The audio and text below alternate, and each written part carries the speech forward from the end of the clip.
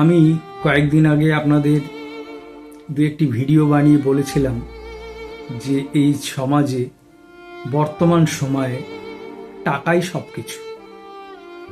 টাকার সঙ্গে সকলের সম্পর্ক, সে স্বামী স্ত্রী হোক, ছেলে মেয়ে হোক, বন্ধু বান্ধব হোক, আত্মীয় স্বজন হোক।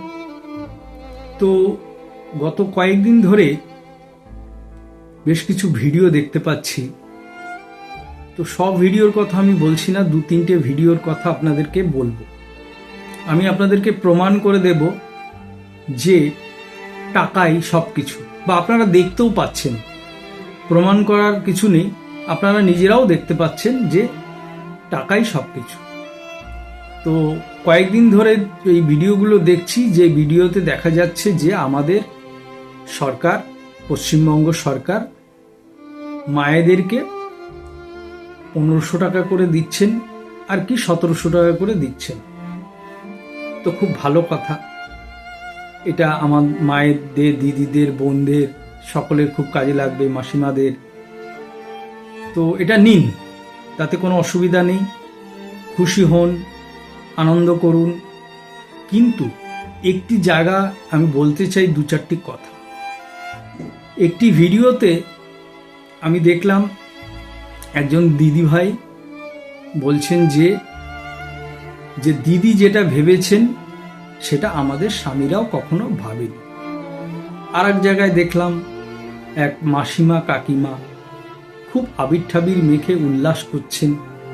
আবার আর এক জায়গায় দেখলাম আর একজন জেঠিমা কাকিমা, তিনি বলছেন যে আগে স্বামীদের কাছে হাত পাততে হতো, এখন হয় না, উল্টে আমরাই স্বামীদেরকে দিই।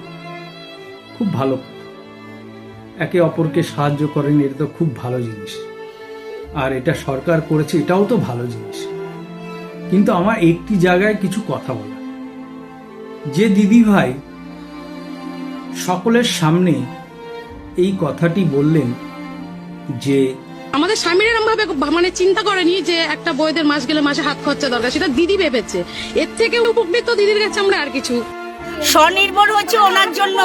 আমাদের স্বামীদের কাছে 10 টাকা 5 টাকার জন্য হাত পাততে হতো, কিন্তু এখন পাততো না, এখন আমরাই ওনাদের দিই। 1500 টাকা, 1500 টাকা।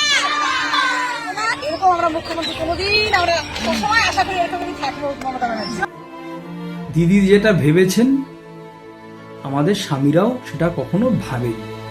তো দিদি ভাই, সবার প্রথমে আপনাকে একটি কথা বলতে চাই, আপনি কৃতজ্ঞতা প্রকাশ করেছেন, খুব ভালো জিনিস, করাটাও উচিত।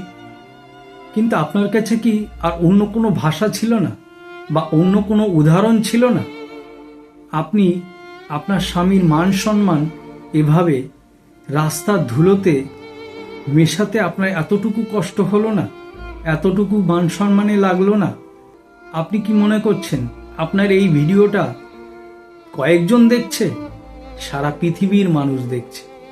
তো দিদিভাইকে আমি এই কথাটা বলতে চাই যে আপনি যেটা বললেন যে স্বামীরা ভাবে না, আপনার কথা অনুযায়ী এটা সবার জন্য নয়, বহু কাকিমা, দিদিমা, বৌদিরা, বোনরা আছেন যারা সঠিকভাবে স্বামীকে সম্মান করেন, তাদের সম্মানের জন্য নিজেরা অনেক সময় ছোট হন, নিজেদের সম্মানকে নিচু করে স্বামীকে বড় করেন। বহু আছে, আমি তাদের কথা বলছি না, আমি এই ধরনের দিদিভাইদের কথা বলছি যারা এরকমভাবে সমাজের সামনে, লাখো লাখো মানুষের সামনে এই ধরনের ভিডিও বানাতে পারে স্বামী সম্পর্কে। তো আপনার স্বামী কি এতদিন আপনার কোনো দায়িত্ব পালন করেনি? তিনি যে সকাল থেকে বেরিয়ে গিয়ে সে কি করে আমি জানি না, যে কাজই করুক, সে টোটো চালাক, অটো চালাক, বাস চালাক, লরি চালাক, ট্রাম চালাক, যাই চালাক, বা শারীরিক পরিশ্রম করুক, ছোট ব্যবসা করুক, বড় ব্যবসা করুক, যাই করুক, পরিশ্রম তো করেন এবং সংসারের দায়িত্ব পালন করেন। আপনি অসুস্থ হলে আপনাকে ডাক্তার দেখান, আপনার প্রয়োজনীয় জিনিস কিনে দেন, ছেলে মেয়ে থাকলে মানুষ করছেন, তাদের পেছনে টাকা খরচা করছেন, তিনি তো সবই করছেন, সংসারের যত রকমের খরচ আছে। তো সেই টাকাটা তিনি যখন রোজগার করতে যান, তিনি তো গেলেই রোজগার হয় না, তাকে তো পরিশ্রম করতে হয়। সে হয়তো কারোর শারীরিক পরিশ্রম, কাউকে ব্রেনের পরিশ্রম, কারোর বিভিন্ন রকমের পরিশ্রম আছে, সেগুলো করে তবেই টাকা রোজগার করতে হয় এবং বাড়ির জন্যে সেই টাকাগুলো এনে সংসারে লাগাতে হয় বা দিতে হয়।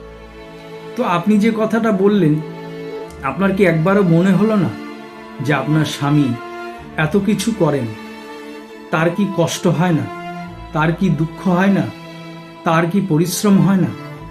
আসলে দুঃখ কষ্ট মেয়েরা অতি সহজে হালকা করতে পারেন।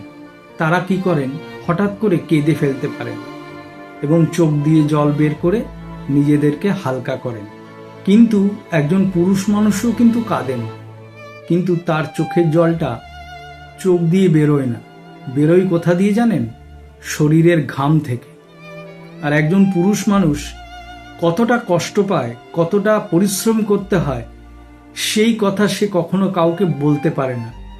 সে কি করে, বিয়ের পর কলুর বলদের মতো সংসারটাকে বাঁচানোর চেষ্টা করে, ছেলে বউকে মেয়েকে ভালো রাখার চেষ্টা করে, অনেক দায়িত্ব পালন করতে হয়। কিছু হতচ্ছাড়া মানুষের কথা আমি বলছি না, যারা সংসারের প্রতি দায়িত্ব পালন করে না তাদের কথা বলছি না, কিন্তু বেশিরভাগই পুরুষই বিয়ের পর সংসারের দায়িত্ব যখন ঘাড়ে পড়ে তখন কিন্তু সে প্রত্যেকটা দায়িত্ব পালন করে। তার বাড়ির লোকও যদি খারাপ হয়, সে কিন্তু তার বউ ছেলে মেয়েকে সঠিকভাবে প্রতিপালন করার চেষ্টা করে বা পালন করেও। তাই ওই মাসিমাকেও বা কাকিমাকেও বলছি, আপনি যে কথাটা বললেন না যে আমাদের হাত পাততে হয় না, আমরাই এখন দিই, আপনি কত টাকা দেন? সেই কাকু বা জেঠু এতদিন ধরে কি পরিশ্রম করে টাকা রোজগার করেনি? আপনাদের জন্য কিছু করেনি? আমি জানি না আপনার ছেলে মেয়ে কটা আছে, তাদের জন্য কি কিছু করেনি? তাই দিদিভাই, আপনাকে একটা কথা বলতে চাই, আপনি যে কথাটি বলেছেন আসলে আপনি জানেন না, একজন পুরুষ মানুষ হাজার কষ্ট পেলেও কাউকে কিছু বলে না, সব কিছু নিজের ভেতরে রেখে দেয়। তাই আপনি এই যে ভিডিওটা বানিয়েছেন, আপনার যে স্বামী আছেন উনি যদি এই ভিডিওটা দেখেন, তাহলে আপনি কি জানেন তিনি কতটা দুঃখ পাবেন, তার ভেতর কতটা ভেঙে যাবে? জানেন না। আসলে পুরুষ মানুষকে সব নারীরা বুঝতে পারে না। যারা পারে তারা পারে, যারা পারে না তারা কখনোই পারে না। তো শুধু অর্থ দিয়ে স্বামীর ভালোবাসার বিচার করবেন না, স্বামীর দায়িত্ব বিচার করবেন না। আপনার স্বামী কি করে না করে আপনি একটু ঠান্ডা মাথায় চিন্তা করুন, এতদিন তিনি কি করেছেন আর কি করেননি। তাহলেই এই যে ভিডিও বানিয়েছেন, এই যে আপনি কৃতজ্ঞতা প্রকাশ করেছেন, তার যে উত্তর আপনি নিজেই পেয়ে যাবেন। আসলে এই ধরনের ভিডিও কারা করে জানেন? যারা ছোটবেলা থেকে মা বাবার শিক্ষা পায় না, মা বাবার সংস্কার পায় না, সঠিক শিক্ষা তাদের মধ্যে প্রবেশ করে না।